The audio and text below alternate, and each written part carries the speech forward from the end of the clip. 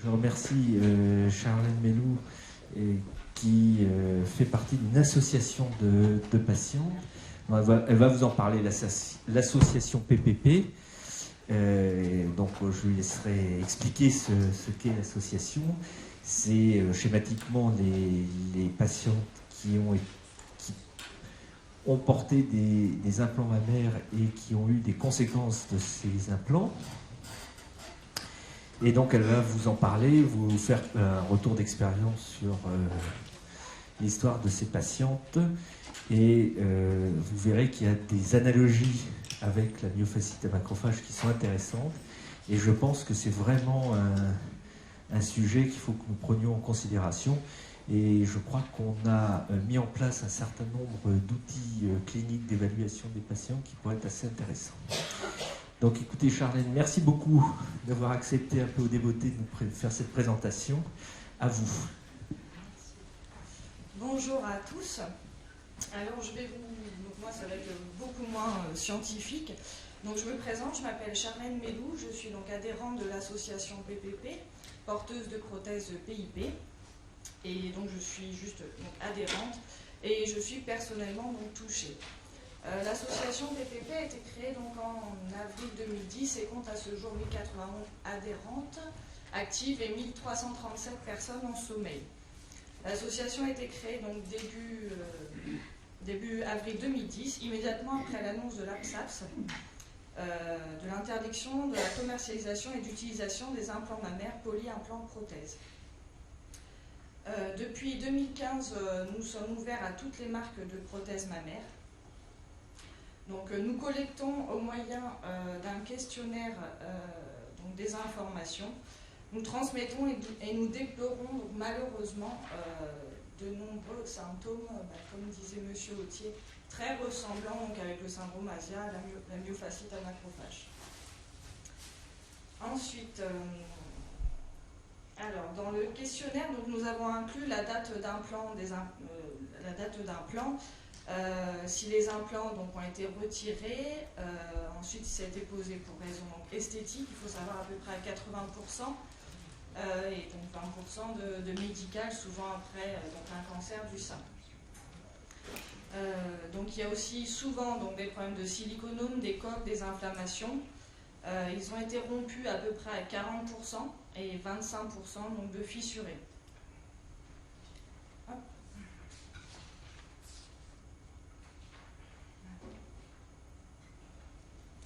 Donc, quelques résultats donc, préliminaires de l'enquête que j'ai commencé donc, en octobre 2016. Donc c'est plutôt tout frais. Donc 293 réponses, donc 185 personnes déclarent des symptômes. Donc vous voyez un petit peu voilà, l'ensemble des symptômes, donc les fatigues, douleurs musculaires, articulaires, anxiété, difficultés de concentration, troubles de la mémoire, sueur nocturne, faiblesse musculaire, céphalée et autres aussi, donc avec des pourcentages un peu plus faibles. Mais voilà, en gros, voilà ce que nous pouvons, ce que nous avons récolté donc, actuellement.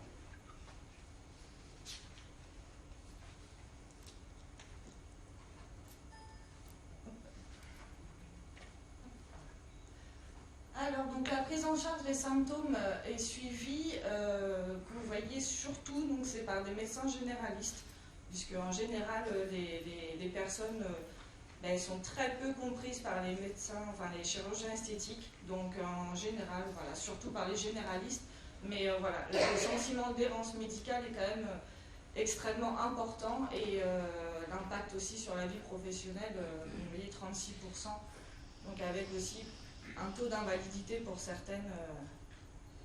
Voilà. Merci beaucoup.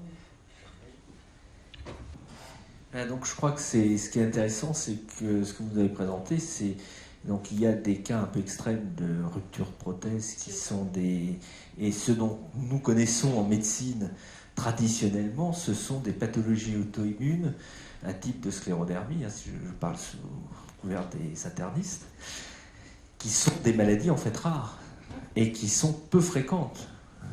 Et par contre, ce qui apparaît, c'est que chez les patientes que vous avez réunies dans votre association, il y a une cohorte de symptômes qui sont extrêmement comparables aux symptômes qu'on observe dans la myofasciite à macrophage.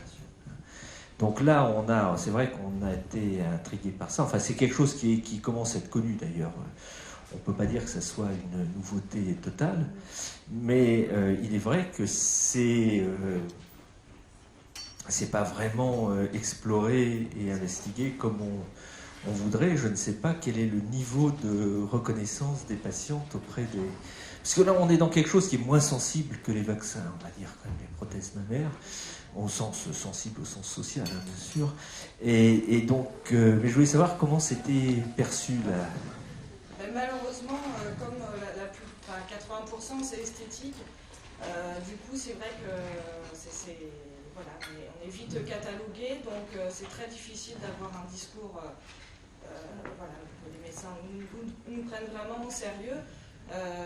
C'est vraiment le problème, voilà, de l'errance médicale, c'est assez catastrophique. Parce que le caractère esthétique, on peut toujours dire, oui, ben tant pis pour vous, il ne fallait pas le faire. Enfin, c'est le discours classique. Parce qu'en fait, dans les prothèses mammaires, il y a deux cas de figure quand même.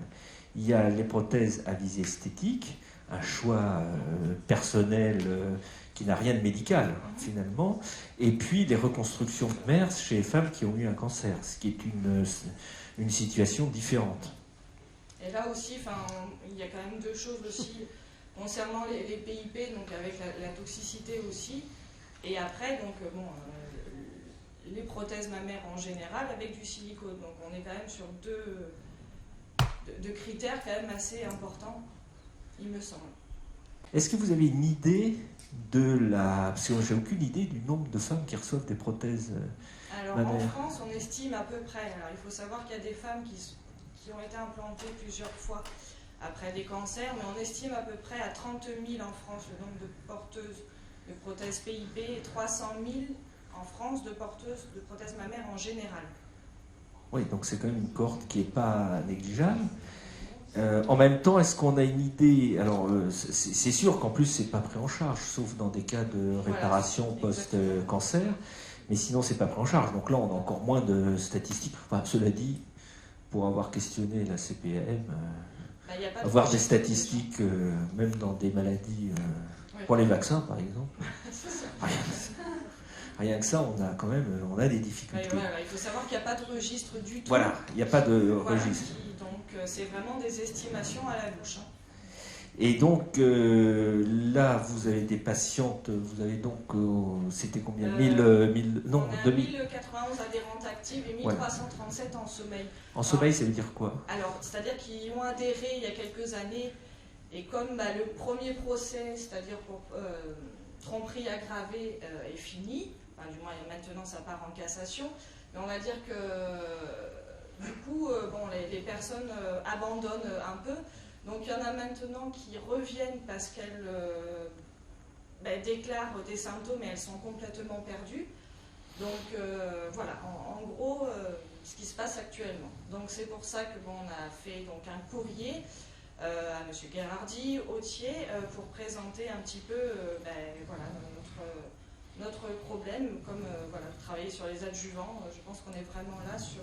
Oui, c'est une pathologie d'adjuvant qui est d'ailleurs intéressante également par le fait que c'est pas la même nature d'adjuvant, c'est ce dont on discutait ce matin, que ça pose peut-être d'autres questions. Je pense que ça va beaucoup plus loin que ce qu'on peut penser. D'abord, il faudrait savoir quelle est la prévalence exacte, par exemple, des syndromes de fatigue chronique chez les patients qui ont été implantés. J'en ai aucune, moi, qui a déclaré, parce que déjà très très peu suivi, et je peux dire très mal orienté ou suivi. Donc j'en ai aucune qui a déclaré un syndrome de fatigue chronique ni de myofasciite à macrophage. J'ai personne. Non, mais simplement dans les symptômes, de dire qu'il se plaint d'une fatigue chronique parmi toutes les femmes qui ont reçu des prothèses. C'est-à-dire, quelle est la prévalence? Il y avait, par exemple, pour les... Oui, mais ça, c'est sur les patientes. Donc forcément, c'est les patientes qui vont présenter des symptômes. Et donc on voit que la structure des symptômes est étrangement superposable à celle qu'on a. Oui, c'est-à-dire c'est les patientes qui adhèrent à l'association comme ayant des symptômes qu'elles pensent être secondaires au fait d'avoir une prothèse PIP, ce qui n'est pas non plus forcément très facile à démontrer. Hein. C'est-à-dire que ça, c'est un autre problème, parce que cette question de l'imputabilité de manifestations non spécifiques à une cause particulière, c'est un chemin de croix, hein, pour être précis. Hein. Donc là c'est une question qui est vraiment très difficile. Moi, oui, Maître Gégu. Oui. Bonjour madame, merci beaucoup. Première remarque, ne pensez-vous pas que les symptômes tels que vous les évoquez sont sous-diagnostiqués? Il semblerait que oui, car vous avez peu de personnes qui remontent. Deuxièmement, vous avez évoqué dans le panel suivant des difficultés quant à l'activité professionnelle. Et ça éveille, dans l'avocat que je suis, possiblement des demandes procédurales envers l'employeur, qu'il soit public ou privé, pour que l'état de fatigue ou l'état séquelaire tel qu'il se dévoile est une cause. Et les juristes, comme la physique n'aimant pas le vide, il faut trouver une cause. Et voilà, après je ne vais pas tout amalgamer à votre place, mais je pense qu'il s'il y a quelque chose à chercher, c'est cela, c'est-à-dire qu'en prenant les 36% de malades qui ont eu des difficultés professionnelles, y a-t-il eu des arrêts de travail? En fait, pour quelle cause? Exactement. Et ben c'est ça c'est ça s'appelle de juriste ou de fourmi, mais c'est un travail qui est très important. Ponctuellement, c'est-à-dire les 36%, ponctuellement, elles sont obligées de ne pas travailler. Certes, mais ce qui est intéressant, c'est que le médecin qui les arrête, plus ou moins longtemps, doit établir qu'il y a une cause. Est-ce que, évoquant une fatigue, évoquant une asthénie, évoquant, je ne sais, donc l'amalgame, la bio, c'est un peu comme ça que c'est parti. Enfin, l'idée qu'à force de voir devant le professeur Autier un rassemblement tel que la cohorte faisait un déclic cohérent. Enfin, oui. Ça peut être un prisme de l'approche pour évoquer la cause. Non, il va y avoir une difficulté, moi je la pressens tout de suite, hein, c'est de rattacher la symptomatologie des patientes à l'origine, à la prothèse, dysfonctionnante ou non. Parce qu'il y a une question qui est implicite, c'est la possibilité de libération de silicone à partir d'une prothèse qui n'est pas dysfonctionnante, qui n'est pas défectueuse. Et ça, c'est un phénomène qui est régulièrement discuté. Alors, il faut voir que je me penche sur les données qui ont été publiées là-dessus, précisément, mais c'est un phénomène qui existe. Quand vous avez une prothèse qui est défectueuse, c'est-à-dire qui va craquer, qui va se fissurer, qui va fuir comme la PIP, et en plus, en relarguant une silicone qui n'est pas, un gel de silicone qui n'est pas de grade médical, mais justement, donc là, on est dans la fraude caractérisée, d'ailleurs. Il y a eu une condamnation. Alors la cassation, je pense qu'elle est... voilà, mais je ne suis pas sûr qu'elle aboutisse in fine, sauf s'il y avait une faute majeure. Ils ont été condamnés en appel. Hein, donc... Oui, mais ça, je crois que les éléments étaient vraiment accablants, oui, on peut le dire. Là, il y avait une conjonction d'éléments qui allaient contre le fabricant. Pour autant, la relation... Je pense qu'il y a des symptômes qui sont... Il y avait un dol pour les patientes qui était lié au caractère défectueux et de la prothèse. Pour autant, je ne suis pas sûr que tous les symptômes soient faciles à rattacher aux dysfonctionnements de la prothèse. Donc dans le cas de PIP, je pense qu'on va mettre tout sur le dos du fabricant parce que ça peut passer. Mais cette question, elle se pose néanmoins pour d'autres prothèses qui ne sont pas défectueuses, etc. Alors, moi, ce que j'ai pu, du moins, voir d'après les retours de questionnaires, c'est par rapport à la date d'implantation des implants mammaires, c'est en général dans les 3 ans, qu'il y ait rupture ou pas, que les symptômes arrivent. Au début, on va dire que les symptômes sont assez... éparpillé. Et puis au bout de quelques temps, se pose un petit peu plus, voilà, c'est un peu moins flou, on va dire. Mais c'est à peu près aux alentours des 3 ans, ce que j'ai pu constater. Et au-delà de quand une femme n'a pas de problème durant les 3 premières années, on peut penser que ça, voilà, il n'y en aura pas. Non, mais c'est possible. Hein. Ah, non, mais je n'ai pas de recul sur la chose suffisante, n'étant ni chirurgien esthétique, ni cancérologue, ni gynéco exactement. Oui, vous vouliez poser une question, allez-y. Attendez, vous allez prendre le micro.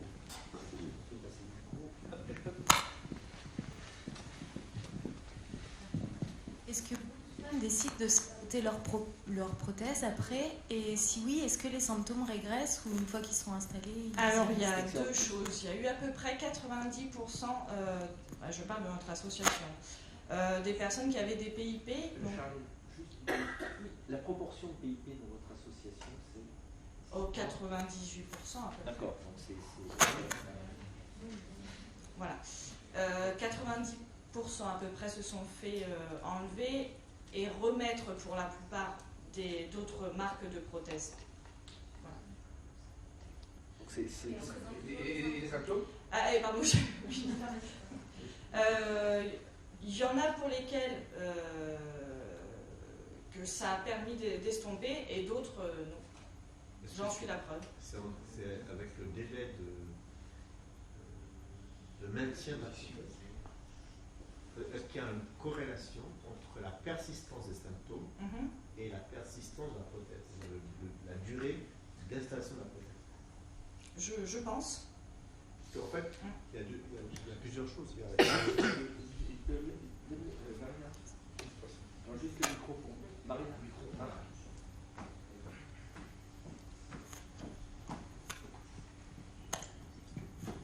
Bonjour. Deux choses différentes. La première, c'est qu'on a une prothèse défectueuse et illicite, donc avec un produit non médical, qui a fui et qui a été responsable d'eux. Donc c'est un premier groupe. Mais dans cette même fabrique, ce même fabricant, il y avait avant des produits dits médicaux. Donc est-ce qu'on a vu apparaître chez eux une symptomatologie? Ça, c'est la première chose. La deuxième chose, c'est que ceux qui ont d'autres prothèses, s'ils sont naïfs, si vous avez, il n'y a que 2% qui n'ont pas eu le PIP, qui ont eu d'autres prothèses, qui sont pas, est-ce qu'elles ont été toutes siliconées ou pas siliconées, ou est-ce qu'elles sont au sérum phi? Est-ce qu'on a constaté des manifestations induites par cela? Alors, on a des retours de marques Allergan et Céréplat, qui sont silicone. Donc tout au silicone. Et il n'y a jamais de retour avec les prothèses qui ont du sérum phi. Est-ce que ça se fait encore? Ah, ça se fait. Voilà, Du moins. Alors, il y a quand même un élément de réponse qu'on avait. Au procès de PIP, on avait eu quand même des éléments intéressants de chimistes qui disaient que les prothèses, elles perspirent. C'est-à-dire que... Bon, et donc ça, c'est normal. Quand on a... La sortie de particules à partir d'une membrane qui elle-même n'est pas... Voilà, c'est quand on a un contenant en silicone et un contenu en gel de silicone, l'un a toujours tendance à dissoudre l'autre. Donc il y a du gel de silicone dans la coque autour de la prothèse quand on les change, même quand elles ne sont pas rompues. Donc il y a une toxicité qui peut exister chez les femmes qui n'ont pas de prothèse rompue. C'est-à-dire qu'on a, c'est le point qui va être important, c'est-à-dire qu'on a potentiellement une diffusion systémique de particules de silicone. Voilà. Sans doute plus faible, mais est-ce que c'est la quantité qui compte? Voilà, ouais, c'est pas certain. C'est quelque chose me dit que c'est pas la quantité. Ce qui est intéressant aussi, c'est que avant les années 2000, les prothèses en silicone avaient été suspendues parce qu'on craignait déclenchement de maladies auto-immunes. Il y a des études qui ont eu lieu qui ont prouvé qu'il n'y avait pas de risque. Donc elles ont été réintroduites à partir de 2001. Donc ça veut dire qu'il y a eu Il y a des études... Oui. Non, c'est des études, c'est toujours la même chose, c'est des études épidémiologiques qui ne montrent pas de différence de prévalence ou d'incidence entre des groupes, par exemple des femmes qui ont reçu des prothèses et le reste de la population générale. Mais ça ne veut pas dire pour autant qu'une maladie auto-immune ne peut pas être induite c'est-à-dire qu'on ne voit pas d'augmentation du risque, donc on dit on ne peut pas conclure. Donc le risque est sans doute quantitativement faible, sûrement, voilà. Mais il existe. Mais exactement, c'est un problème qui est très difficile quand on ne voit pas de signal épidémiologique. La meilleure façon, c'est de voir un signal épidémiologique. C'est ce qui permet de créer une alerte, comme pour les médicaments, comme pour tout, on voit un signal à ce moment-là, ça devient clair. Et donc aujourd'hui, la réponse officielle, c'est il n'y a pas de danger, il y a eu des études, il n'y a pas de danger. Mais pour les maladies auto-immunes. Oui, pour les maladies auto-immunes. Est-ce qu'il y a eu, quand on a en fait un produit pharmaceutique, il est testé en phase 1, phase 2, en fait, il a été implanté sur l'animal au départ, non? Avant de le mettre sur le marché. Sans doute. Alors ça, j'aimerais savoir si... Non, mais c'est... Attends, c'est pas sûr du tout. Non, c'est pas sûr du tout. Des prothèses de hanche, les médecins ne font pas sur les animaux non plus. Et nous, on n'est pas un médicament. Exactement. Un cosmétique. Alors la matériovigilance fonctionne encore moins que la pharmacovigilance. Donc il y a encore moins de retours en matériovigilance. C'est un dispositif médical, la prothèse. Oui. Et il n'est pas testé? C'est moins strict. C'est pas comme les 3 phases d'un médicament. Le test, on a dû vérifier qu'il n'y avait pas de rupture, des choses comme ça. Et puis de tolérance. Les tests de tolérance d'une prothèse. Non, mais tu peux...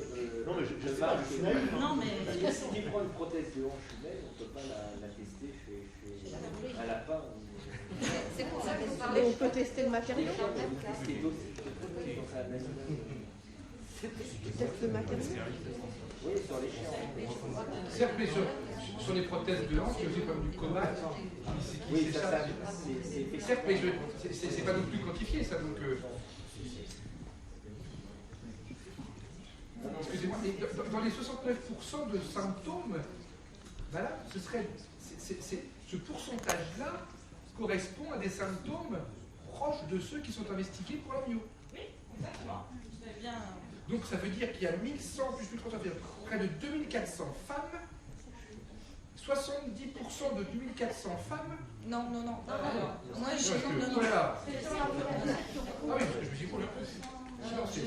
j'ai 293 réponses. Excusez-moi, pardon. Et 185 donc de retours de questionnaires, on va dire positifs. Je viens de commencer en octobre, donc c'est, on va dire, relativement frais, si je puis dire. Ah non, mais un retour de questionnaire qu'on envoie quand on est à 10%. Oui. Je confirme. Mais on peut porter aussi le biais de l'étude, c'est que ce sont les femmes qui souffrent. Oui. Voilà. Ça, on est complètement d'accord. On ne va pas manquer de... Voilà. Ils n'ont rien, ils ne parlent pas. Et souvent, elles ne font pas non plus le rapprochement. J'ai souvent le cas de personnes qui me disent je pensais pas faire le rapprochement, c'est maintenant que vous m'envoyez le questionnaire que effectivement je me dis ça peut être lié. Voilà. Mais c'est comme la myo avec les vaccins. La seule chose qui serait vraiment... Dans un contexte comme celui-ci, il y a un avantage, c'est qu'on est dans une situation, je dirais, presque de type expérimental. C'est-à-dire qu'on a des femmes qui ont un état clinique qu'on peut parfaitement évaluer, on va leur poser une prothèse parce que c'est leur choix, et après, on peut les suivre. Donc on pourrait faire un suivi prospectif. Ça, c'est quelque chose qui est certes compliqué à mettre en place et à instaurer, mais qui n'est pas infaisable. Je ne sens pas que ce soit aujourd'hui qu'on va commencer, mais il est certain que si vous commencez à dire on va faire un suivi des femmes qui sont posées des prothèses parce qu'on se demande s'il n'y a pas des problèmes de santé qui arrivent, je pense que ça va faire chuter le nombre de poses d'implants mammaires. Hein, surtout qu'on peut toujours se poser la question, en plus c'est pas donné. Oui, enfin, moi j'ai plusieurs patientes qui venaient que je ne suivais pas pour ça, mais qui s'étaient fait poser, et puis elle m'avait dit que c'était quand même quelque chose d'assez potentiellement assez coûteux. Donc, voilà. Par contre, moi j'ai vu quelques patientes qui avaient des problèmes comme ça, et notamment sur les remplacements ou les ablations. Je pense que c'est habituellement, il est très difficile de récupérer les pièces, d'avoir des prélèvements tissulaires. Voilà. Ça, c'est un problème majeur aussi. C'est-à-dire que je pense que d'abord, une analyse de pièces opératoires, ça serait absolument de la prothèse qu'on fait retirer, c'est déterminant. La deuxième chose, c'est que l'analyse des tissus autour, ça, c'est vraiment fondamental, hein, je pense. C'est quelque chose et c'est quasiment jamais fait. C'est ça, jamais fait, hein, c'est ça. Bien, alors, il y a un point que j'aimerais aborder. Enfin, il y a peut-être des questions, non? C'est sur les... Il y a quand même eu des études sur PIP. Vous pouvez nous en dire un mot? Alors, on va dire la seule étude qui a été faite, donc c'est par M. André Picot, voilà, c'est de mémoire, donc toxicochimiste, voilà. Donc ça a été fait, donc c'est que des études à court terme, donc effectivement qui montrent voilà, la toxicité des prothèses PIP, mais donc il n'y a aucune étude à long terme. Les études qui avaient été initiées oui. pour la NSM, oui. Alors, ça c'est quand même quelque chose d'un point aussi intéressant. Oui. Alors il y a eu donc il y a une étude de suivi des femmes porteuses ou ayant porté des implants mammaires, toutes marques confondues, menée sur la base des données de la SNIRAM, oui. Lancée en 2015, n'a encore donné aucun résultat. L'étude BRIC de suivi des femmes implantées dans le cadre de la prise en charge du cancer du sein mise en place en 2012 n'a pas encore non plus pas de résultat. L'étude Lucie, démarrée en 2014, a vu son financement stoppé par la NSM en 2015. Bon, je pense là sincèrement qu'il y a juste, enfin moi l'expression que j'emploie c'est qu'on a refermé le couvercle de la cocotte minute. Voilà. En général, ça fait monter la pression, on ferme une cocotte minute. Voilà. Et ensuite, il y a une dernière étude, l'étude SIM, donc la surveillance des implants mammaires, dont la base a été établie en 2016 et ça n'a pas encore démarré. Alors, voilà. Un bref commentaire. Je pense que 2015, début d'une étude clinique, attendez pas des résultats avant plusieurs années. Ça, je crois que là, on est dans des délais de métabolisme habituels de la recherche médicale clinique. Ça, il ne faut pas être trop pressé. Le SNIRAM, c'est très intéressant d'avoir pu l'avoir parce que c'est la base de données de l'assurance maladie qui est renseignée par les médecins généralistes, qui est un outil très intéressant et auquel je n'ai pas encore pu avoir accès pour faire des liens entre vaccination aluminique et une symptomatologie, par exemple fatigue, myalgie, etc. Donc je trouve que c'est quand même assez intéressant. Déjà, ça démontre peut-être une ouverture un peu plus nette pour la question des prothèses mammaires. Alors par contre, pour l'étude qui a été de la NSM, c'est Lucie, celle qui a été arrêtée, la raison de l'arrêt, c'est, si je ne m'abuse, c'est qu'ils avaient l'impossibilité de recruter le nombre envisagé au départ de malades. Je crois qu'au début, c'était prévu que pour PIP. Oui. Après, donc, ils ont élargi à toutes les marques de prothèses mammaires. Bon, voilà la raison moi, que je donne, hein, c'est juste qu'ils ont refermé le couvercle, hein, mais au début, c'était que sur PIP. Très honnêtement, je ne sais pas si c'est... Je ne sais pas si c'est purement... si c'est vraiment une volonté politique ou pas, ou s'il y avait vraiment une question technique, qui d'ailleurs est intéressante parce que nous, on n'avait plus de financement par la NSM, enfin on a eu un financement au plan expérimental par la NSM et grâce à l'E3M, on n'avait pas eu sur les études cliniques, alors que ça on pouvait garantir le recrutement. Donc je trouve que c'était une évaluation qui avait été probablement plus facile pour les prothèses PIP, mais avec à l'évidence un défaut peut-être de montage de l'étude, je ne sais pas, hein, je parle... Il faut savoir, voilà, comme l'APSAPS déjà était au courant depuis 2005 de l'affaire PIP et que ça a vraiment éclaté qu'en 2010, je pense qu'il y a vraiment... Je pense qu'il y a vraiment une volonté aussi d'essayer un petit peu d'étouffer l'affaire. Ben je sais pas, oui. C'est étrange parce que j'ai un peu de mal à voir le bonus pour la NSM ou l'AFSAPS de ne pas engager, parce que là il y a un problème de santé évident, enfin, qui est, on n'est pas sur un produit qui a un potentiel médical qui est crucial. Hein. Les vaccins, on comprend qu'il y a une interrogation sur les discussions, parce que c'est un produit majeur, hein, de la santé, tandis que les prothèses, les implants mammaires, je dirais que c'est plus simple à gérer pour une agence comme la NSM. Donc je suis un peu surpris de ça. On va voir ce que ça donne. Voilà, donc en tout cas, c'est une expérience intéressante, parce qu'on voit, je crois qu'il y a quand même une difficulté qui reste inhérente, c'est la difficulté qu'ont les patients qui ont un syndrome de fatigue chronique aussi, les patients myofascites, les patientes qui ont de votre association. C'est des symptômes généraux qu'on a soit du mal à considérer comme étant une pathologie en soi, ça c'est pour le SFC, hein, soit qu'on a du mal à rattacher à une cause particulière. C'est exactement ça. Bon, mais en tout cas, c'était. Je ne sais pas si vous voulez ajouter d'autres éléments, s'il y a des questions sur le cas particulier des prothèses mammaires.